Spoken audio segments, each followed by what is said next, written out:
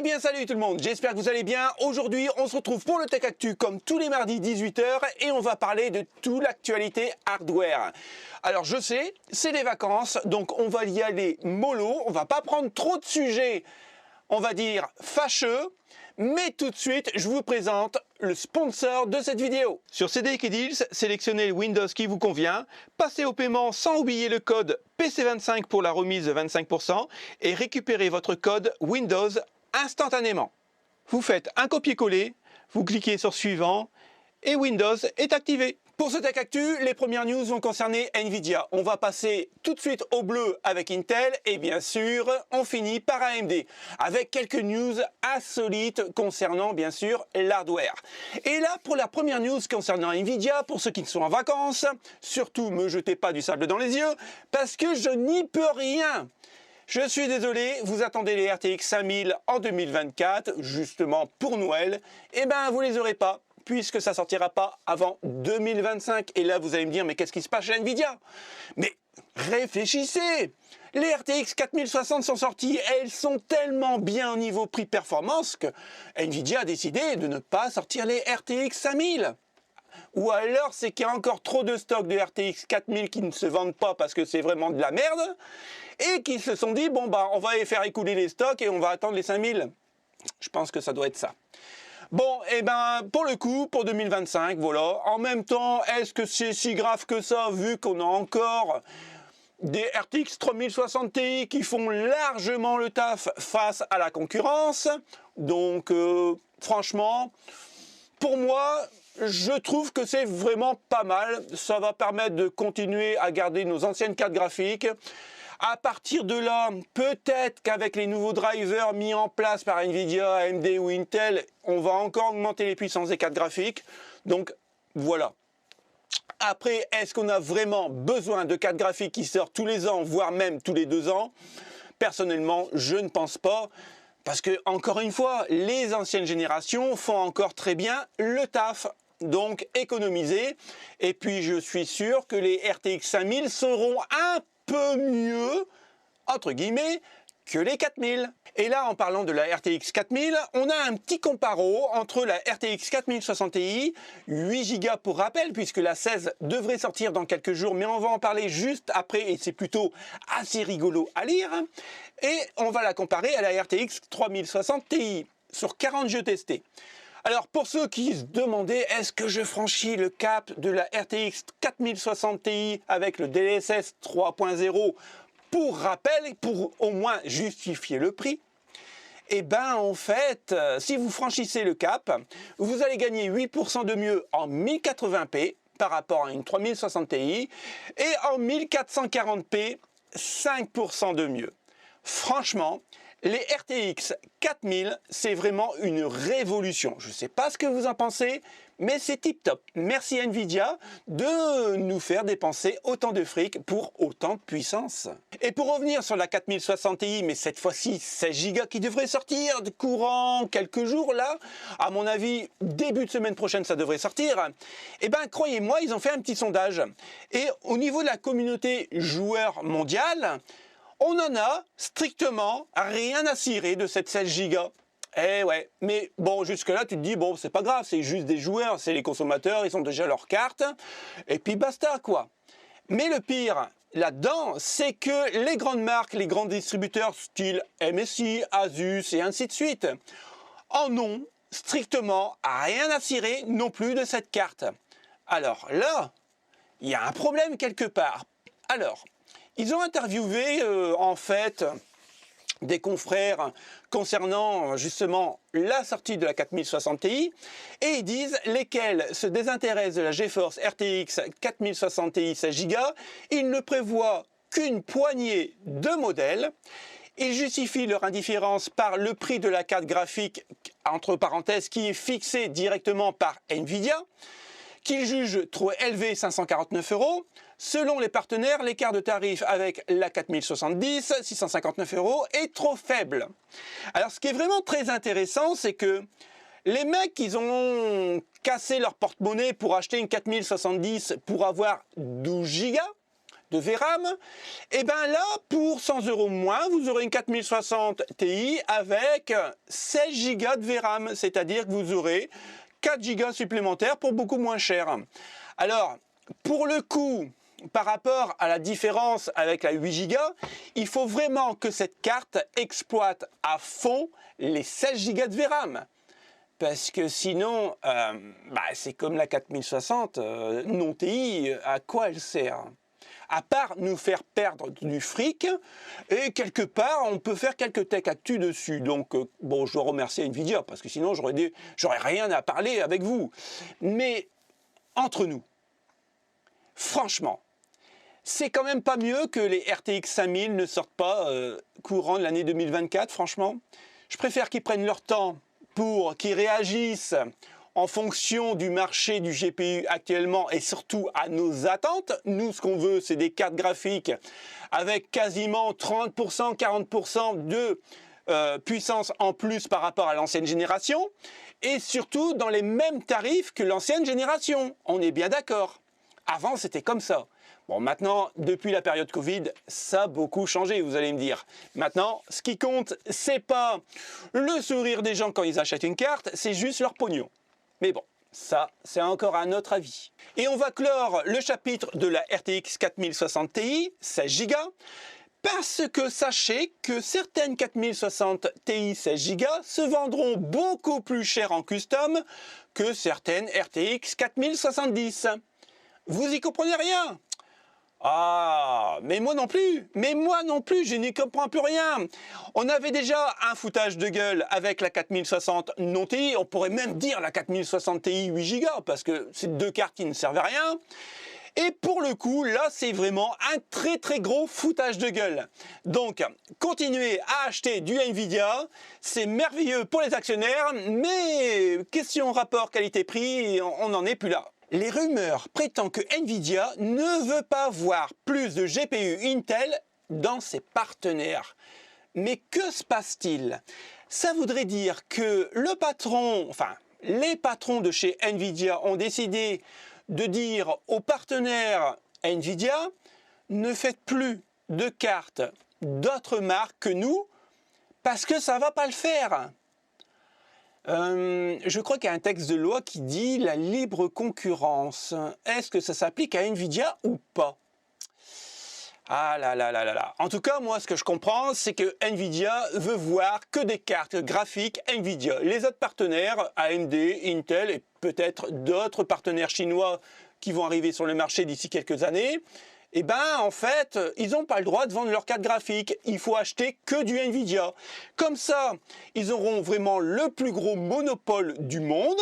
Ils pourront nous faire que de la merde et on n'aura pas le choix d'acheter puisqu'il n'y aura plus qu'une carte, en tout cas, plus qu'une seule marque de carte graphique. Donc là, on aura des RTX, par exemple, 4060 1 Go, 4062 Go, 4063 Go et jusqu'à arriver à 16 Go. Ça va être merveilleux ce monde tout en vert. Alors bien sûr, c'est comme notre président Macron quand il dit quelque chose, on est trop con pour comprendre. En réponse aux critiques et aux inquiétudes, Nvidia a décidé d'annuler le programme de partenariat GeForce peu de temps après son annonce. La société a déclaré que le programme AEV avait été mal compris et qu'il n'a jamais été destiné à limiter la disponibilité des produits AMD ou à entraver la concurrence. Mais putain, sans déconner quoi. Faites un effort pour comprendre. Je sais, ils sont obligés de descendre de catégorie pour expliquer à nous, les illettrés, en fait, ce qu'ils veulent dire, mais quand même, faites des efforts. Oh là là là là là là là, sans déconner, quoi.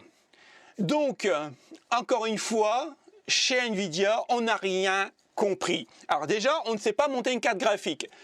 Mais entre deux, ils vont changer, on l'a vu la semaine dernière, le système d'alimentation parce que ça cramait. Mais c'était de notre faute, on ne savait pas monter une carte graphique. Et aujourd'hui, on comprend tout de travers, franchement. Heureusement que Nvidia est là pour nous mettre des précisions dans le monde du hardware. Là, on a une news concernant Intel. Alors, pour le coup, ça va dans le bon sens, mais c'est pas encore ça et on va en parler.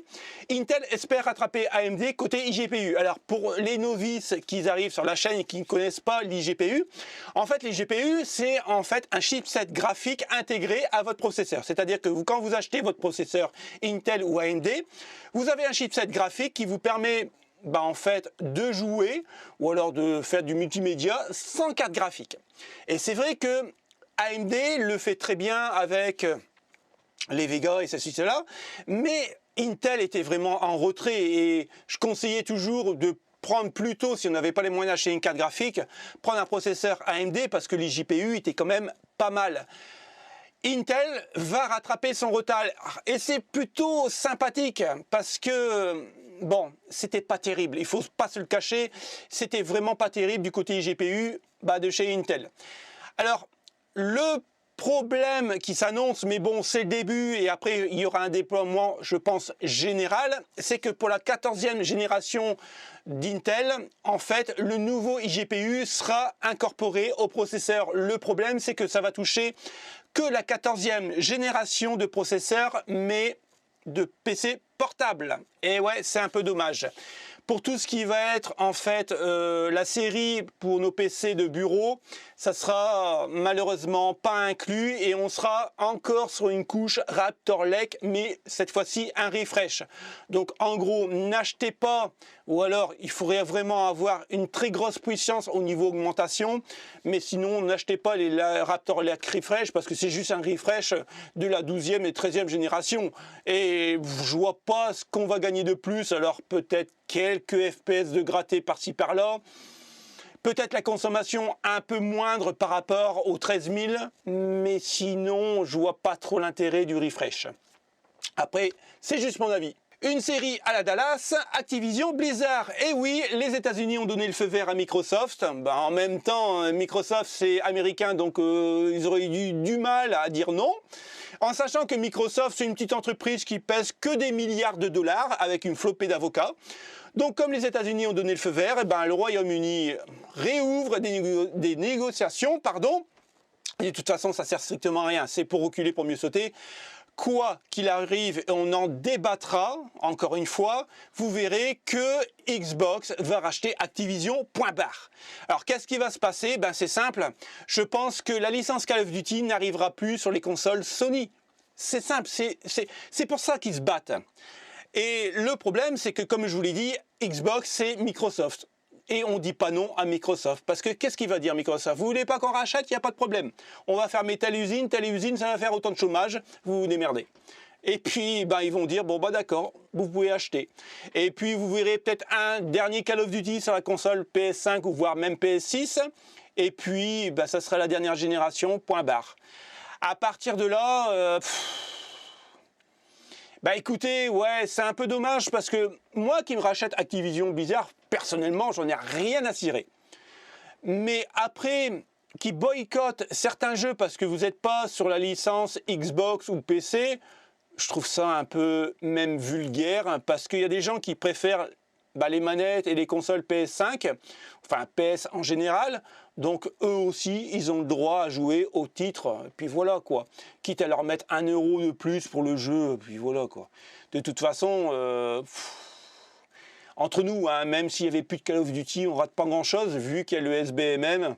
Bon, bref, je vais pas pleurer pour ça quoi. Alors là, c'est une news, je ne sais pas si je dois en parler ou pas. Google poursuivi en justice pour avoir volé les données de millions d'utilisateurs pour entraîner son IA. Alors, est-ce que je vais être démonétisé dans cette news? J'en sais rien, on verra. Mais j'en parle quand même. Donc voilà, de toute façon, il ne faut pas se leurrer. Que ce soit Google, Nvidia, n'importe quelle marque, ils vont aller piocher dans les données personnelles pour entraîner leur IA et ainsi de suite. Et c'est pas d'aujourd'hui. Du moment où Internet s'est mis en place dans le monde, tous les données sont parties à droite à gauche. Du moment où vous allez sur le net, vous savez très bien que vous êtes visible de tout le monde. Donc bon, ça ne veut pas dire que voilà, que c'est pas grave, Google a le droit de faire ce qu'ils veulent, et puis les autres marques, c'est pas ça. C'est que du moment où vous allez sur Internet, vous êtes exposé. Donc bon, bah, du moment où vous avez rien à vous reprocher, voilà quoi. Bon, j'ai quelques photos en bikini de moi qui traînent sur la toile, mais bon, ça c'est vraiment des données personnelles que je voudrais pas divulguer, on va dire. Et là, c'est une news qui est quand même assez intéressante puisque le PDG de l'entreprise AMD, donc Lisa Su, estime que l'IA deviendra la principale conceptrice de puces dans l'avenir relativement proche. Donc, on en est là, c'est-à-dire qu'on aura des robots qui fabriquent des robots. Et qui dit robot qui fabrique des robots dit Skynet. Bah ouais. Donc, malheureusement, on en a là, et de toute façon, il faut pas... Voilà, c'est mon avis personnel, attention, hein, vous pourrez dire, oh là là, tu regardes trop de SF, peut-être. Mais du moment où une intelligence supérieure à l'homme devient majoritaire, ben pourquoi continuer avec l'homme? Vous voyez ce que je veux dire? Donc à mon avis, c'est le début de la fin. C'est une bonne avancée pour tout ce qui est chirurgie, tout ce qui est médical, si on peut redonner par exemple la vue aux aveugles, si on peut redonner les jambes aux paraplégiques, des trucs comme ça, guérir les cancers, je suis tout à fait d'accord. Là, il n'y a aucun problème, il faut foncer. Malheureusement, l'homme, en général, lui, ce qu'il voit, c'est comment on peut grappiller des parts de marché, comment on peut grappiller un peu de terrain par-ci, par-là, on le voit avec la guerre en Ukraine. Bon. L'homme, à mon avis, n'est pas prêt pour recevoir l'IA et l'IA va dépasser l'homme et l'homme ne saura plus quoi faire. Bon, ben voilà, hein, c'est des robots qui vont construire des robots et on en arrive là. Et je vous l'avais dit il y a un an de ça, qu'on arrivera un jour ou l'autre à un Skynet. Alors personne ne le savait, mais pour les Ryzen 7000, AMD avait prévu des chambres à vapeur pour pouvoir justement descendre la température de ses processeurs. Ils ne l'ont pas fait tout simplement parce que ça valait pas le coup. Entre un processeur, on va dire, type standard qu'on a actuellement dans nos bécanes et la chambre à vapeur, on gagnait 1 degré et parfois, bah, la chambre à vapeur était beaucoup plus chaude qu'un GPU, enfin un CPU, pardon, standard. Donc AMD a arrêté l'idée, mais pourquoi pas revenir dans plusieurs années avec des nouvelles chambres à vapeur beaucoup plus performantes. Mais voilà, ça ressemblait à peu près à ça.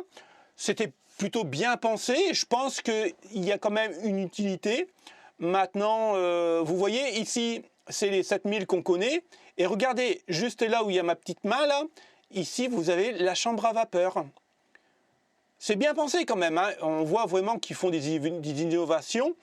Après, bon voilà, si c'est pour gagner 1 degré, par rapport au coût de production, au coût de développement, est-ce que ça vaut vraiment le coup? Bah, c'est pour ça qu'ils ont laissé tomber, quoi. Je pense que le coût de production et le gain gagné n'était pas vraiment réel. Maintenant, si on gagnait 10 degrés par rapport à un CPU d'origine, là, par contre, ça pourrait vraiment valoir le coup. Mais c'est pas le cas. Mais en tout cas, ils l'ont fait. Rappelez-vous, la semaine dernière ou la semaine d'avant, je vous avais parlé de AMD qui pourrait faire un partenariat avec Bethesda et AMD avait surtout dit « Ah non, non, hein, c'est pas nous, hein, nous, non, on fait pas ça. Hein. » Et puis, je vous avais dit aussi que si, AMD, quand on voit quelques rumeurs, c'est bien réel, ça va arriver. Et ben ça y est, c'est arrivé. On a un nouveau pack de jeux qui va sortir donc avec Starfield au mois de septembre. Alors, si vous achetez, par exemple, une carte graphique en RX 6609 jusqu'à la RX 7600, vous pourrez avoir le Starfield édition standard. Bien sûr, pour les CPU, c'est pareil, hein, ça va du Ryzen 5 5600 au 7800X 3D. Et pour avoir l'édition premium, bah, il faudra monter en gamme. Donc là, ça sera de la RX 6700 jusqu'à la 7900 XTX. Donc bon, bah écoutez, c'est quand même plutôt sympathique. Le problème, c'est que si on achète aujourd'hui, ben, on n'a pas le jeu pas avant le mois de septembre. Donc ça, c'est un peu... Ils auraient dû mettre un autre jeu en attendant, on va dire, la sortie du mois de septembre. Vous allez me dire, bon, bah, c'est dans 2 mois, ça va arriver très vite. Mais quand même, mettre un petit jeu à côté. Et moi, j'aurais fait Starfield et puis, par exemple, je sais pas, un Forza Motorsport, un truc comme ça pour nous passer le temps, quoi. Mais bon, il n'y a pas de fumée sans feu. Je vous l'avais dit que AMD aurait fait un partenariat avec Bethesda pour le jeu Starfield, et ben ça y est, c'est officiel. Et en 1 semaine de temps, voire même 2 semaines de temps, c'est officiel. Donc j'avais raison, je suis trop fort le mec. Le mec, il est trop fort. Et pour la dernière news, on a un petit rappel de ce que fait Intel, c'est-à-dire qu'on a un Ryzen 5 7500 F, donc il n'y a pas d'IGPU d'intégré. Et ce qui me rappelle Intel, c'est qu'on a le petit F, on ne l'aurait pu l'appeler autrement de la part de chez AMD, puisque Intel c'est le concurrent direct, bah non, on reprend juste la lettre F.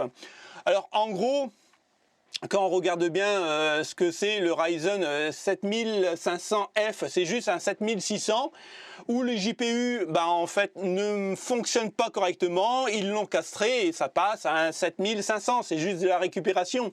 Ils n'ont pas fait juste un processeur spécialement prévu en F, non pas du tout, c'est juste de la récup, puis pour éviter en fait de le dégager, on le passe en F, bon c'est plutôt une bonne idée. Maintenant moi ce que j'aimerais vraiment savoir c'est le prix. Pour l'instant on ne l'a pas. Quand vous regardez un peu les specs, par rapport au 7600, on n'a que 0,1 GHz de moins, sinon tout le reste c'est exactement la même chose. Donc je pense que c'est un processeur sans iGPU qui devrait coûter 50 €, voire même 80 € moins cher qu'un 7600. Mais à mon avis, on ne va pas gagner grand-chose. Donc voilà, on en a terminé pour le Tech Actu. À l'heure, là où je vous parle, on est à 42 minutes de Tech Actu. Donc je vais tout compresser, je vais faire des cuts. À mon avis, ça va arriver dans les 20-25 minutes. J'espère que ça vous a plu. Écoutez, on se retrouve très bientôt pour une nouvelle vidéo. Passez de bonnes vacances pour ceux qui sont en vacances. Et puis pour ceux qui sont au boulot, travaillez bien. Salut les potes, ciao ciao.